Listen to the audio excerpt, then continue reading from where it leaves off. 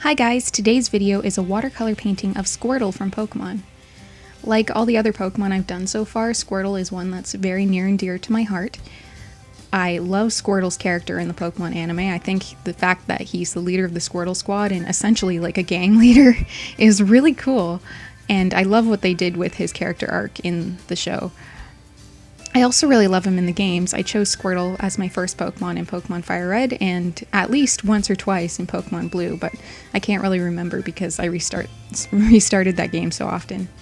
But yeah, Squirtle is just a really cute, cool Pokemon. I love its design. I love just the idea of a little gang leader being a turtle. Like, that's just really funny to me. So yeah. Obviously, this painting is part of my Pokemon starter set, but, you know, even if I wasn't doing a set of the starters, I probably would have done Squirtle anyway because I love him so much. So yeah, getting into the materials, I'm using Winsor & Newton Cotman watercolors, as well as the Winsor & Newton Cotman watercolor paper again, just like in my Bulbasaur painting and my Pikachu painting. I'm also using Staedtler Tri-Plus fine liners and a pencil crayon to go over the line art because doing it with just watercolor is not really working out for me. I need a little bit of a more pronounced line, so that's why I'm using those. But anyway, going on to the painting process. I wanted to have a sort of special pose because with Pikachu, I had the background be kind of unique in that it was in the power plant, and not many Pikachu drawings or fan art in general have Pikachu in the power plant. So with Squirtle, I kind of wanted to do the same thing, but because I couldn't really think of a background that was more unique, like I wanted Squirtle to be in water, and that's kind of generic. I thought maybe the best way to make it more unique would be to think of a better pose. So with Squirtle, I kind of thought, well, Squirtle can float on its back, and that's really cute, so yeah, that's kind of where I got my inspiration from. I just wanted a cute pose that was somewhat rarely seen, and in my opinion, I think I succeeded in finding one like that.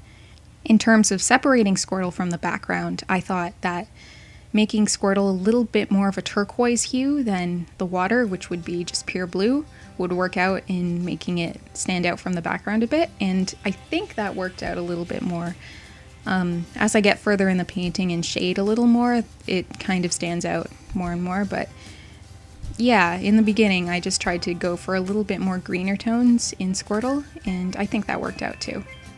So something funny that happened during this painting. I tried to use a photo reference for the water because I had never really painted water in a realistic way from this angle before. So I thought, well, okay, it makes sense to use a reference, but I screwed up spectacularly. I really messed it up, and it was only through a lot of layers that I was able to fix it. But yeah, I guess that goes to show that sometimes reference won't actually save your picture. It's probably best to do some practice first before you jump straight in like I did.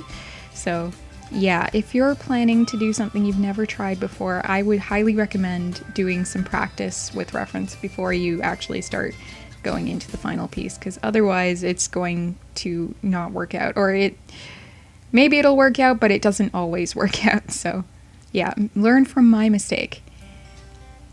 But yeah, you can see right now I'm trying to make it look like water, and it's just not working. I think I chose a bad photo to reference from too.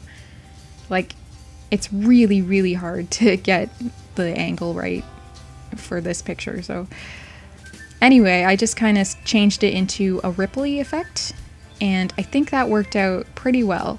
Like, it's just like Squirtle's making ripples in the pond or lake or wherever he is. So yeah, I think that worked out better. I also used some white gouache to get some highlights on the water ripples. I tried using gel pen, but I didn't wait until it was dry, so yeah, I ended up having to use white gouache. So I think either works, just if you're not patient like me, gouache is probably the better way to go, because otherwise you're going to have to wait until your painting's dry before you can do your highlights, and I was not happy to wait for this one. I guess I should mention that even though this was kind of a don't do what I did sort of piece, it did turn out okay in the end. I think I managed to save it well enough, and you know, even though it may not be one of my best pieces, I think it shows that, you know, I'm still capable of doing something even though it may not be my best. So yeah, I'm still pretty happy with how it turned out. Oh, that's my paint marker. Yeah, I also tried using my paint marker, but it wasn't working very well that day, so I think it's because the paper was wet, too wet for it, but oh well. But yeah, like, you know, even if it's not working out the best, just keep going, finish it, and maybe it'll turn out okay, because I think this one did. And yeah, I think that's all I really have to say. I guess I'll leave you with the rest of the footage, and I'll see you guys later. Bye!